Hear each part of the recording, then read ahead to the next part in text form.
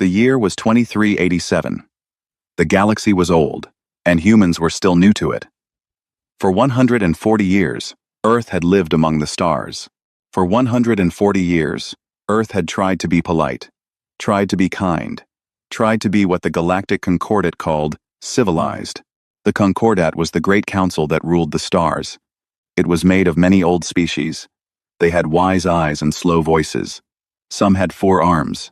Some had no eyes at all but saw with sound. Some breathed gases that would kill a human in one breath.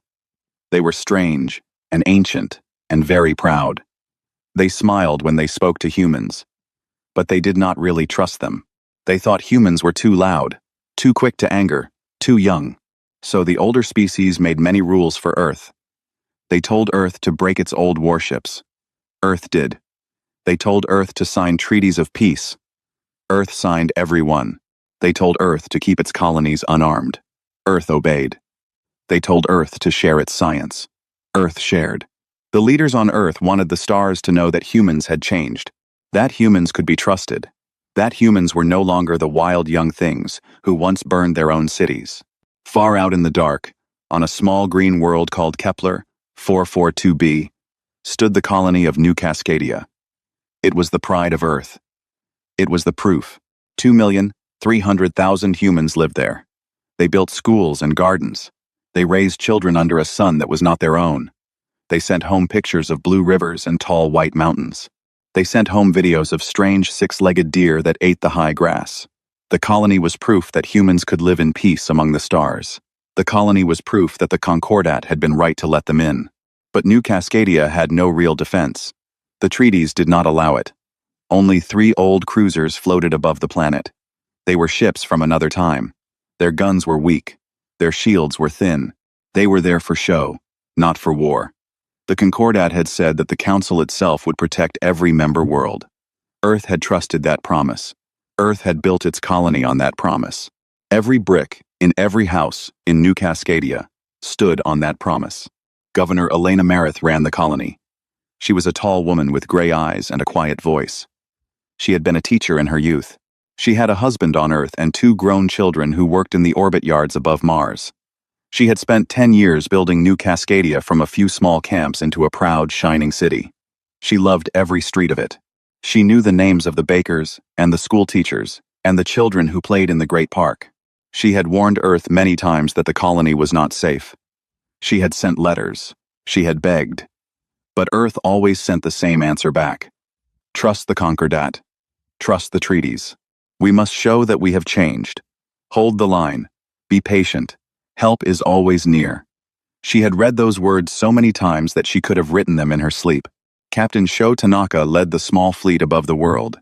He was an old soldier. He had grown up reading about the wars of the past. He knew, deep in his heart, that 3 old ships were not enough. He told his crew this often. He told them to train hard. He told them to be ready, even when there was nothing to be ready for. The crew laughed sometimes. They called him the worried old man, but they trained anyway. They trusted him. He had a kind face and tired eyes, and he had served at every post the Earth fleet had to offer. Dr. Yuki Hassan was a scientist on the colony. She studied the strange creatures of the New World. She also studied the species who lived in nearby stars. One of those species was called the Vraxi. The Vraxi were tall and gray and had hard scales on their skin. They had teeth like knives. They had been at war with someone for most of their long, dark history. But the Concordat had let them join the Council last year. They were now, on paper, a peaceful people. The Concordat had given them speeches and flags and a seat at the long table. Dr. Hassan did not believe it. She had read their old books. She had seen the old paintings of conquest in their temples. She had watched their ships fly close to the colony, again and again, in what they called training runs. She wrote reports. She sent them to Earth. Earth sent them to the Concordat. The Concordat said there was nothing to fear. The Concordat said the Vraxi had changed. The Concordat said many things, all in long, soft, careful words. The weeks before the disaster were quiet on the surface, but under the quiet, there was tension. Vraxi ships came nearer to New Cascadia every day. They flew over the orbit of the moons. They stayed for hours. They left without speaking. The colony's sensors marked them every time. The reports went up the chain. They came back marked, no action needed. Then, no action needed. Then, no action needed. Always the same words. Always the same rubber stamp. Governor Meredith could not sleep. She walked the streets of the capital city, Heliopolis, late at night. She looked up at the stars and wondered which one was watching her. She watched the small lights of houses, full of mothers and fathers and children, and she felt cold. She knew. In her heart, she knew. Something was coming. On a cold morning in early autumn, the sirens woke the city. Not a drill. The real ones. The deep, ugly sound that nobody had ever heard for true. People came out of their houses in pajamas. Children rubbed their eyes and asked their parents what was wrong. Governor Meredith ran to her office. The screens were full of red marks. A massive Vraxi battle fleet had come out of faster-than-light travel right above the colony. Dozens of ships. Maybe 100. The numbers kept climbing. They climbed past anything anyone had ever planned for. Captain Tanaka came on the screen. His face was hard. His voice was steady. "Governor," he said, "we are outgunned 1,000 to 1. Governor Meredith closed her eyes for one long moment. Then she opened them. "Where is the Concordat fleet?" she asked. "They were supposed to be here. They were supposed to be on patrol." Tanaka's voice was quiet. "Their ships are 72 hours away, Governor. They say they were delayed. They say it was a routing error." Dr. Hassan ran into the office, her hair wild, her eyes wide. "It was a setup," she said. "They knew. The Concordat knew. They moved their fleet on purpose. Look at the timing. Look at the orders. Someone wanted this to happen." Governor Meredith stood at her window. She watched the sky go dark with ships. She watched the colony she had built, the colony she loved, become a target on a board. She thought of her children, safe on Earth. She thought of the millions of children below her, who would not be safe at all. She thought of the bakers, the teachers, the old man who sold flowers in the square. She turned to her aide. "Open every channel," she said. "Every frequency. I want Earth to hear what happens here. I want every world in the Concordat to hear it. Let them hear what their peace looks like. Let them hear it all." The aide began to cry. But she did her job. The channels opened, and then the sky began to fall. The Vraxi did not send any warning. They did not ask for anything. They did not give any reason. The first missile fell on a hospital in the south of the city. The second fell on a school. By the time the third fell, every person in New Cascadia knew that this was not war. This was murder. Captain Sho Tanaka took his 3 old cruisers into high orbit.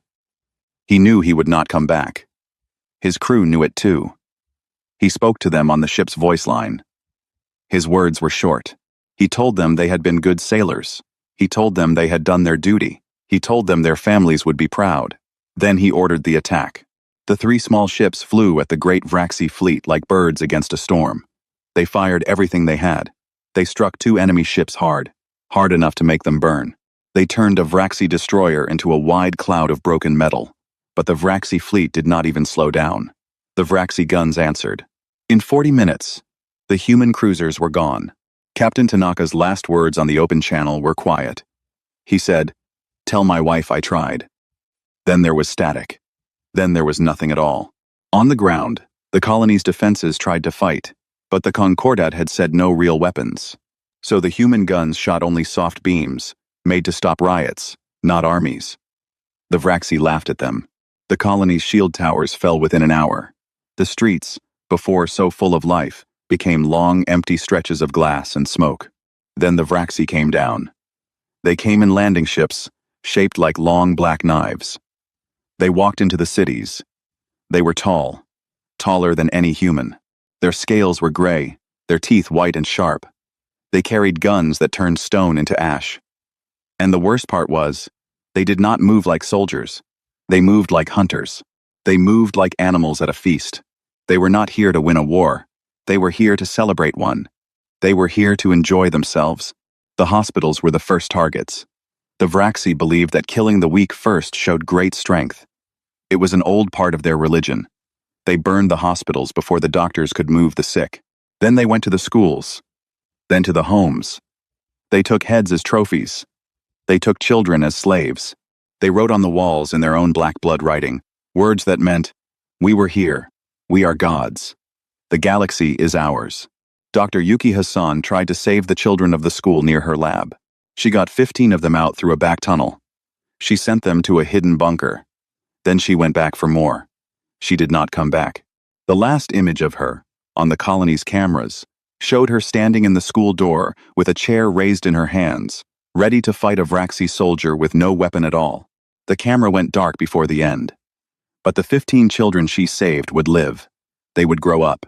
They would, one day, tell the story to their own children. The capital city of Heliopolis burned for 6 hours. The fires could be seen from space. They ate the white towers and the gardens. They ate the libraries and the churches and the small market where children once bought sweet bread. By the time the sun set on that side of the planet, the city was ash. 2,100,000 people were dead. The rest, 200,000, were taken in chains to the Vraxi ships. The streets were full of broken toys and quiet shoes that no one would ever wear again. Governor Elena Marith did not run. She did not hide. She stayed in her office, with the channels open, until the very last minute. She spoke to Earth. She spoke to the Concordat. She spoke to the universe. Her words went out on every wave, on every band. The whole galaxy could listen, if it wanted to. She did not cry. She did not beg. She read the names of the dead, as fast as she could read them, until her voice grew hoarse. She named the bakers, the teachers, the old man who sold flowers in the square, the little girl in apartment 4 who had brought her flowers on her birthday. She read until her voice cracked. Then she stopped. She looked into the camera one last time. "To Earth," she said. "To humanity. To whoever still listens. We did everything they asked. We disarmed. We trusted. Remember that. Remember what trust cost us. Do not make our mistake. Do not make our mistake." A Vraxi soldier kicked open the door of her office. The transmission went dark. The full Vraxi fleet left the system one day later. They took their slaves and their trophies. They did not destroy the empty cities. They left them standing as a sign, as a message, as a joke. "Look," they were saying, "look at what we did to your proof. Look at what we did to your peace." 3 days later, the Concordat fleet finally arrived. They flew slow circles around the dead world. Their captains walked through the ash. They picked up the broken toys of children. They saw the writing on the walls. They smelled the air. Some of them, even old soldiers from old wars, could not finish their walks. They had to be carried back to their ships. They sent careful, clean reports back to the council. The reports used soft, polite words for what they had seen. The Concordat met in their grand hall. They spoke for many hours. They argued. They wrote and rewrote drafts. In the end, they wrote a simple paper. It said they were deeply concerned. It said there would be a fact-finding group, which would report in 18 standard months. It said that any human strike against the Vraxi would break Article 7 of the Concordat Charter. It said any such strike would lead to Earth being thrown out of the Council. It was a paper that sounded careful and wise. It was a paper that, in truth, said nothing at all. Earth's chief leader was a woman named Adaze Okonkwo. She was small and quiet, with gray hair tied tight behind her head. She had been a teacher once. She had been a judge. She had a soft voice and a steady gaze. Now she sat in the Earth Assembly and listened as the Concordat ambassador read the paper out loud. The hall was silent when he finished. The cameras of every world watched. The other species watched. The Vraxi watched, hidden in their own halls, half smiling at the screens. Adaeze Okonkwo stood up slowly. She looked at the ambassador. She looked at the screens. She looked at the empty seat where the new Cascadia delegate used to sit.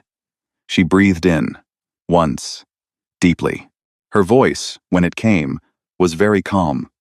It was the voice of a woman who had passed beyond anger into something colder, something old, something the galaxy had not heard from a human leader in a very long time. "Thank you, Ambassador," she said. "That will be all." She paused for one heartbeat. 2. 3. Now we stop being civilized. She walked out of the hall. The doors closed behind her with a small final click, and the galaxy, though it did not know it yet, had just changed forever. The old age was over. Something else had begun. The Concordat thought Earth was unarmed. The Concordat was wrong. The Concordat was so very wrong. For 140 years, humans had played the part of the gentle student. They had broken their warships in front of the cameras. They had melted down their weapons in public ceremonies. They had bowed their heads and signed every paper put in front of them. They had smiled and said, "Yes, sir," and "Yes, ma'am," and of course we will obey.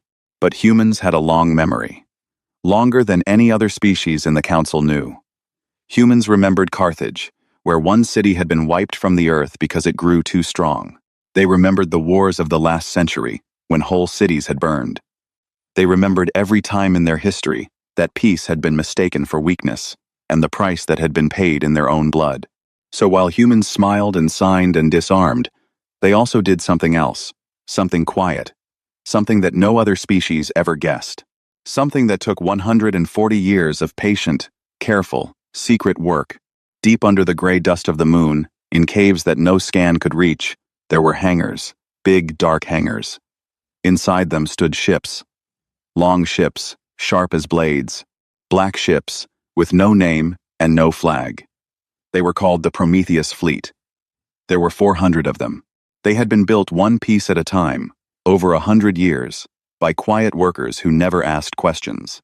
The workers had been told only that the ships were for emergencies. They had not asked what kind. At the bottom of the deepest oceans of Earth, in trenches where light never reached, there were more weapons, big metal eggs full of cold fire. Each one could turn a small moon into dust. They had sat there for 60 years, sleeping, waiting, watched over only by deep-sea robots and the slow, patient creatures that lived in the dark. Out in the Oort cloud, far past the last planet, there were rocks that did not look like rocks.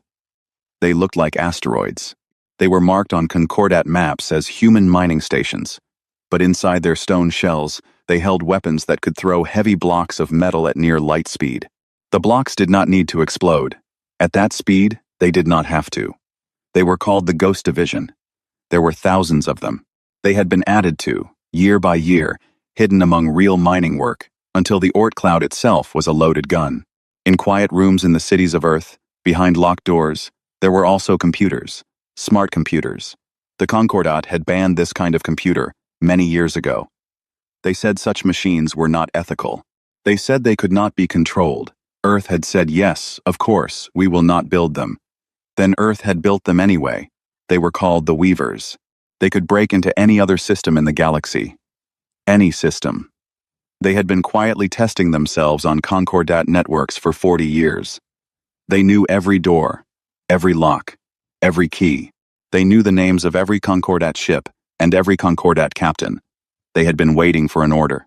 And there was one last thing, a thing humans hoped never to use. A set of tools called Project Lazarus. They were biological. They were small. They were precise. They could end a species, and only that species, in a matter of days. Project Lazarus had never been used. It sat in a frozen room, deep in a mountain, with 3 locks and 3 keys, held by 3 different people who did not know one another's names. This was what humans had been doing while the Concordat called them students. While the Concordat thought they were learning to be peaceful, humans had been building the largest hidden war machine in the history of the galaxy.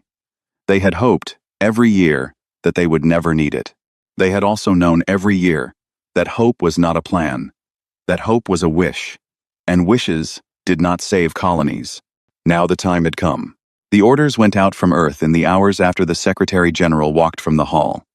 They went on quiet channels. They went to old men and women in retirement homes.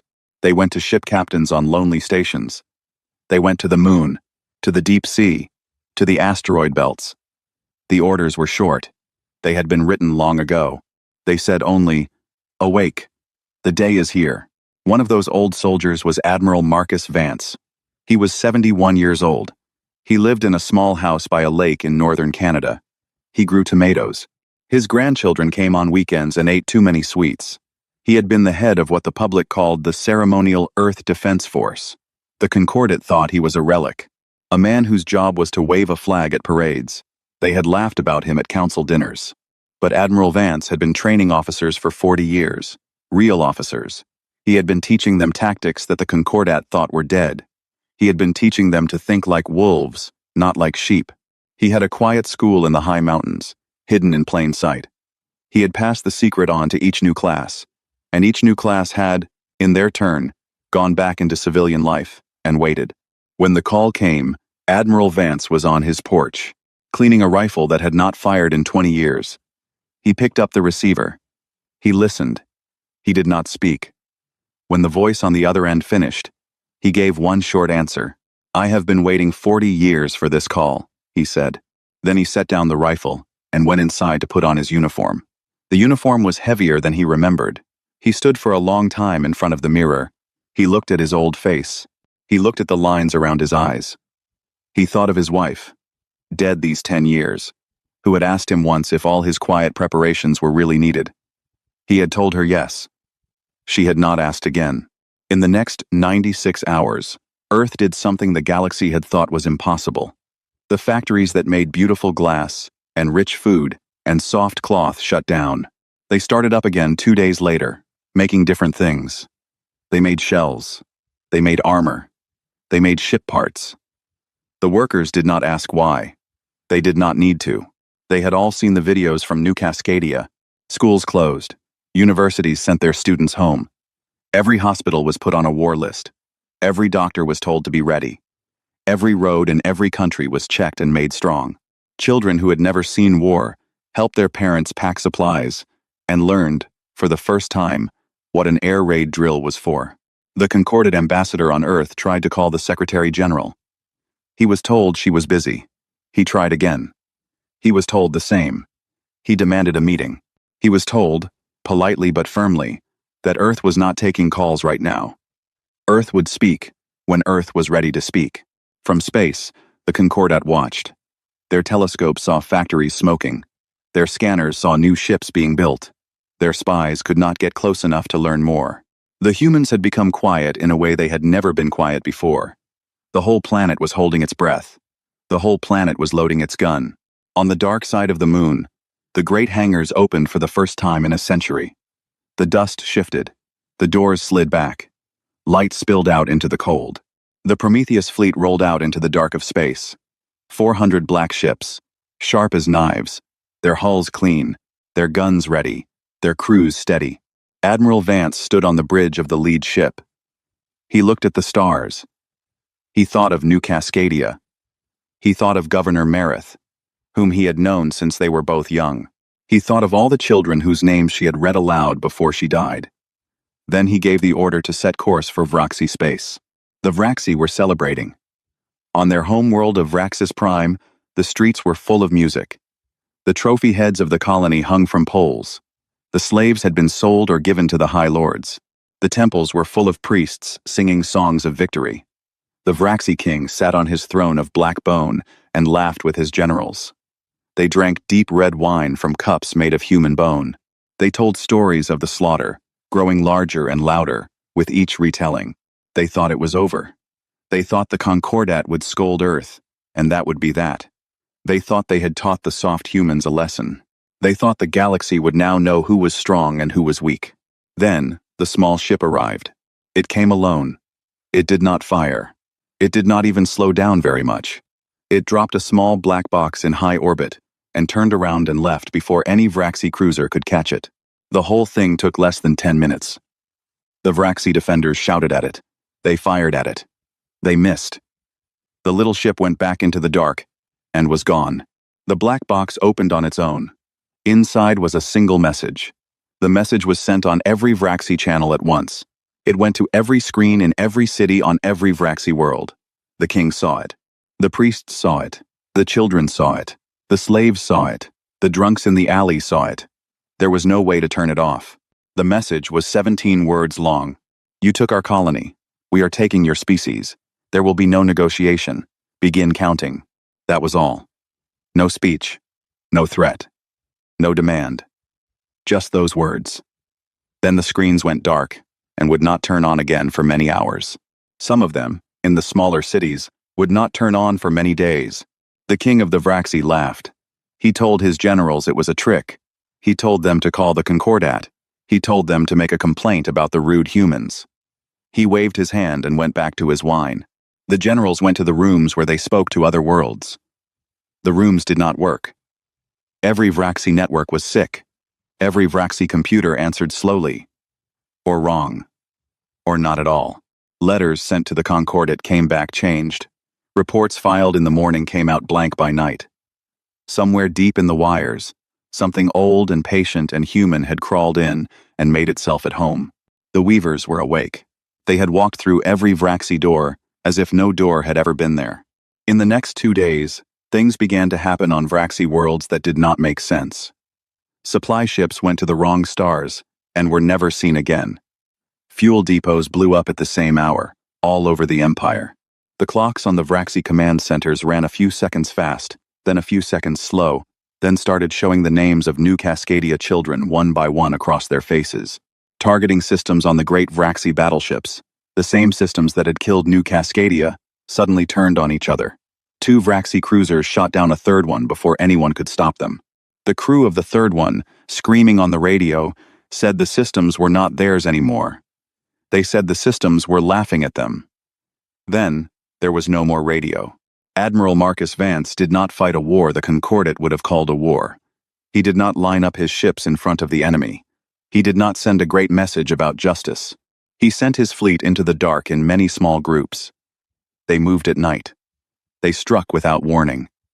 They left no trail. They followed the old human ways that the Concordat had thought were forgotten. A Vraxi base on a moon was awake 1 hour and gone the next. The base did not know it had been hit. There was simply no base anymore. A Vraxi shipyard, building 10 new battleships, was found in the morning to be a slow drift of broken metal. There were no Vraxi survivors, but there were also no Vraxi bodies. The humans had taken the crews away. They had not killed them. That was somehow worse. It made the other Vraxi afraid in a way that simple death would not. Where had they gone? Were they alive? Would they ever come back? The Vraxi did not know. They could not know. The not knowing wore on them. The not knowing followed them into their dreams. The Ghost Division did its work too. Long, heavy blocks of metal moved through the dark of space at speeds that no eye could see. They struck Vraxi orbital cities with no warning. There was no flash. There was no sound. There was only, suddenly, a small new star where a city used to be, and then a slow rain of dust falling into the planet below. The Vraxi began to fear the empty sky more than they had ever feared a fleet. Within 4 weeks, the Vraxi had lost half their fleet. Within 6 weeks, they had lost their grip on every outer world. Within 7 weeks, the Vraxi king sent a message to the Concordat. He begged for help. He said the humans were wild animals. He said they were committing terrible crimes. He said the galaxy must come to the rescue of the poor Vraxi people. He cried into the camera. The Concordat watched the recording in silence. The Concordat sent investigators. The investigators were a careful old species who had seen many wars. They walked through the wreckage. They counted the bodies. They tested the air. They looked very hard, for the kind of thing that a scolding could be built on. They found dead Vraxi soldiers, yes. They found broken Vraxi ships. They found ruined Vraxi bases. But they did not find one dead Vraxi child. Not one. Not anywhere. The humans had not touched any city of Vraxi citizens. They had not bombed any school. They had not burned any hospital. They had hit only military targets. Only soldiers. Only ships. Only the men and women who made the Vraxi war machine work. They had even, in 3 places, gone out of their way to spare civilian buildings that stood right next to the targets. The investigators measured the strikes. They measured them again. They could not believe what they were seeing. And the humans were doing it with a skill the galaxy had never seen. The investigators wrote in their reports that the human attacks were surgical. That was the word they used, again and again. As if humans were not destroying an empire, but cutting out a sickness. As if humans were doctors with very steady hands, and the Vraxi war machine was a tumor they had decided to remove. This was, in a strange way, more frightening than blood and fire. Every Vraxi knew that the humans could have killed them all. The humans had the weapons. The humans had the chance. The humans were choosing not to. They were choosing to take only what they had come for. The choice itself was the message. We are not like you.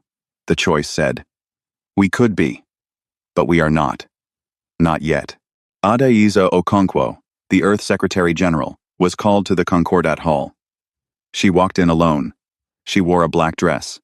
She did not bring guards. She did not bring lawyers. She sat down in front of the council and waited. The council members looked at her differently now. They sat a little farther back in their chairs. They spoke a little more softly. The Centauran delegate spoke first. He was a small, soft creature with great, gentle eyes. His voice trembled. Madam Secretary, he said, when will this end? When will you stop? Adaiza Okonkwo looked at him for a long moment. The whole hall was quiet. You could have heard a single breath from the back rows. We stop when we decide to stop, she said. That is what civilization was protecting you from. You should have remembered that before you let them murder our children. Then she stood up. She walked out. She did not look back. The doors closed behind her. In the silence she left. The great old council of the galaxy understood, perhaps for the first time, that the world they had known was already dead. The war ended in the 3rd month, but it did not end the way the Concordat thought it would. There was no big final battle. There was no mushroom cloud over Vraxis Prime. There was no human flag planted on the Vraxi King's palace. The galaxy waited for fire. The fire never came. Instead, one quiet morning, the Vraxi King woke up to find his guards gone. Not killed. Just gone. He walked through his halls, and they were empty. The breakfast table was set. The food was warm, but there was no servant to carry it, no general at the long meeting table, no admiral on the great map screens. The whole top of the Vraxi war state had been, in one single night, lifted away.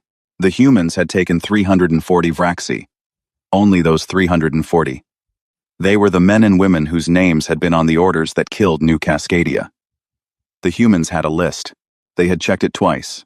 They had taken every name on it, and not one name more. Some of those taken were great lords.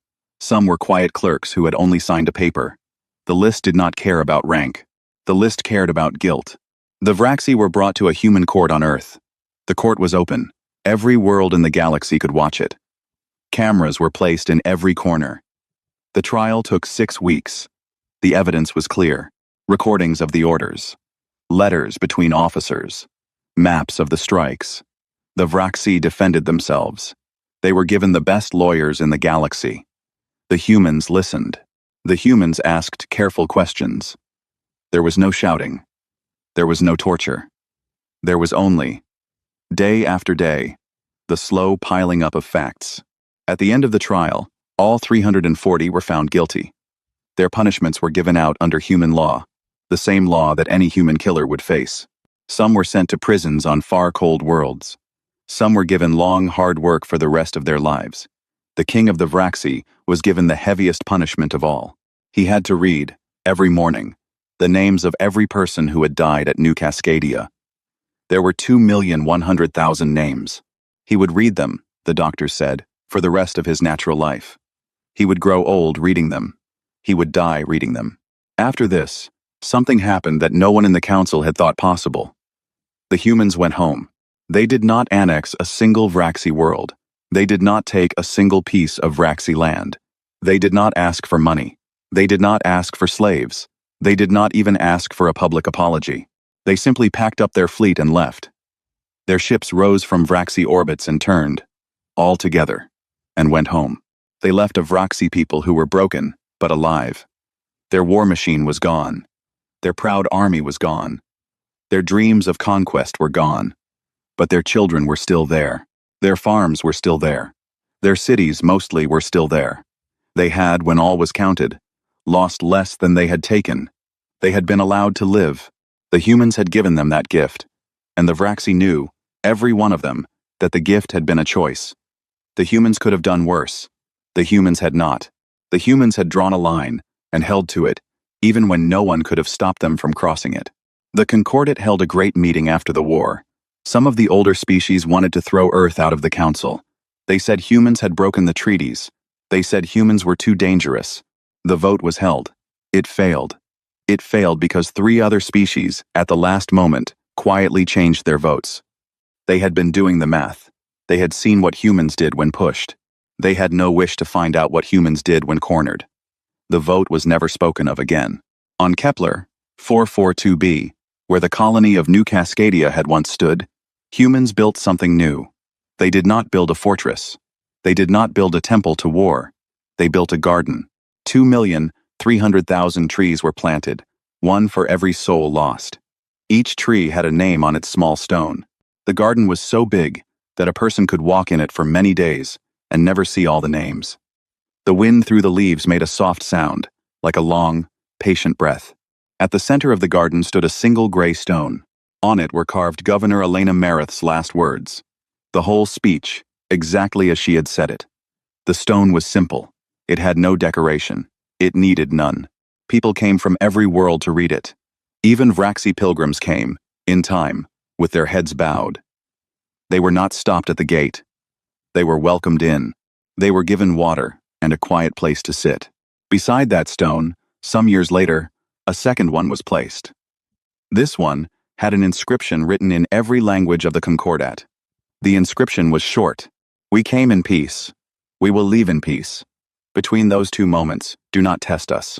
The story closes with Admiral Marcus Vance, now 73 years old, formally retiring for the second time. He stood on a small wooden stage on Earth, in a quiet ceremony. The cameras of the galaxy were all there. He wore his old uniform. His grandchildren were in the front row. His face was tired, but at peace. A young Centauran journalist, with great gentle eyes like her uncle the delegate, raised her small hand. Admiral Vance nodded to her. She asked the question that every species in the galaxy had been afraid to ask out loud. "Admiral," she said, "what did humanity learn from this war?" Admiral Vance stood quietly for a long time. He looked out at the cameras. He looked at the sky. He thought of his old friend Tanaka, dead in the cold of space. He thought of Yuki Hassan, with her chair raised in the school door. He thought of Elena Meredith, whose voice still played, sometimes, in his dreams. Then he smiled. It was not a warm smile. It was the smile of a man who had carried a heavy thing for many years and was now setting it down in plain sight. "We did not learn anything," he said. "We remembered. There is a difference. The galaxy thought we were children playing at being civilized. We were never children. We were old, older than any of you knew. We just chose for a while to be gentle. That choice is ours. It has always been ours." He paused. He looked right into the camera. "And the next species that mistakes our gentleness for weakness will not get a New Cascadia memorial. They will get nothing. Because there will be nothing left of them to remember." Then he stepped down from the stage and walked away. He did not give any other answers. He did not need to. The galaxy had heard him. The galaxy would not forget. His words went out on every channel that night, and again the next morning, and again the morning after that. They were copied and printed and carved into walls. They became, in time, the most repeated sentence in the new history of the stars. The final scene of the story is a simple one. It is the Great Hall of the Concordat Council. It is many months after the war. The leaders of the species sit in their tall chairs around the long table. There is one new chair at the table. It is the human chair. Without saying anything, without any rule being written, the chair has been moved. It is slightly higher than all the others. Not much higher. Just enough. Nobody sat in it for a long time. Because Adaize Okonkwo was late that day. She was always a little late. The other delegates waited. They did not complain. They did not look at each other. They just waited, in silence, until she came in, until she took her seat, until she nodded and said, in her quiet voice, "Let us begin." And the galaxy, which had once thought it knew what humans were, learned to begin again.